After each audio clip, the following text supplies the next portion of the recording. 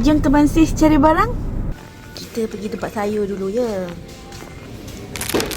Ni daun kunyit. Okey, kita ambil dulu satu. Jumpa pun daun limau. Okey, dua ni kita ambil dulu. Okey, lepas ni kita nak cari ayam pula. Okey, dah dapat ayam. Ayam pun dah siap potong. Okay, kita boleh cari barang lain. Macam sikit sangat barang ni. Dan puas kita cari yang muda, senang nak potong. Ada kunyit, kita ambil dah sikit. Kita pusing sekejap, cari apa lagi barang yang nak dibeli. Nampak telur. Kita ambil telur satu. Barang basah dah settle, semua ada, dah siap. Ambillah satu prata ni. Manalah tahu boleh buat menu-menu diet. Duk fikir apa lagi lah barang yang tak ada dekat rumah. Itulah, lupa nak buat list barang. Bahaya ni kalau duk pusing-pusing ni. Lain yang dicari, lain yang dibeli ni sekarang. Aduh.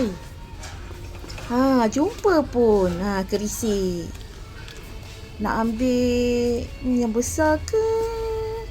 Nak ambil yang kecil ya? Ambil lah ni. Santan kara besar ni.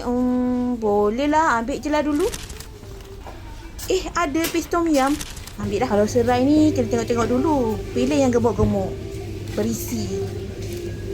Aduh, ni dah patah balik ke sayur ni. Ni pantang ni, ambil lain ni.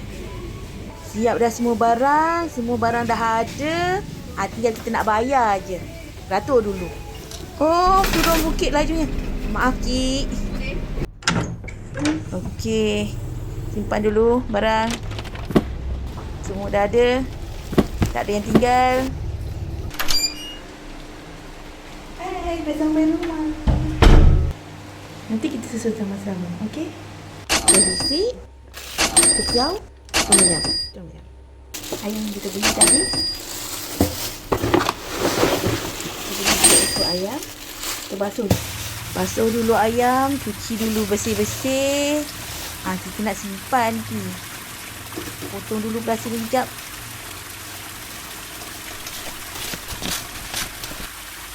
Mana ke bekas bakul sampah ni?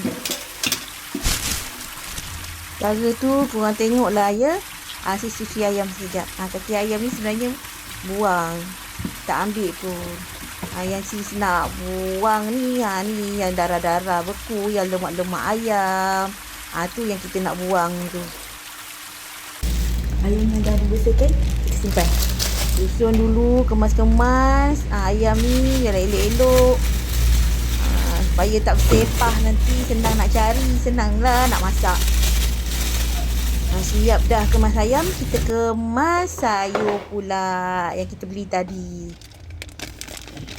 Yang pelik pula, sis memang simpan sayur-sayur ni kat dalam bekas-bekas. Senang nak angkat, nak ambil.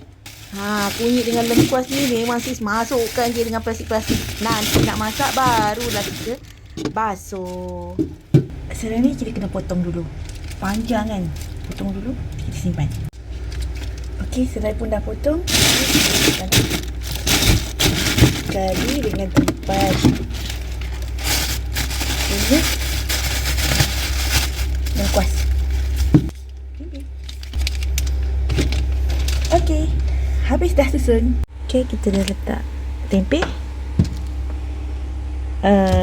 serai dan lengkuas dan apa ni? Apa nama kau? Kunyit. Daun kunyit dan daun limau yang kita beli tadi. Okey, dah susun semua barang. Sampai sini saja dulu. Jumpa lagi. Bye.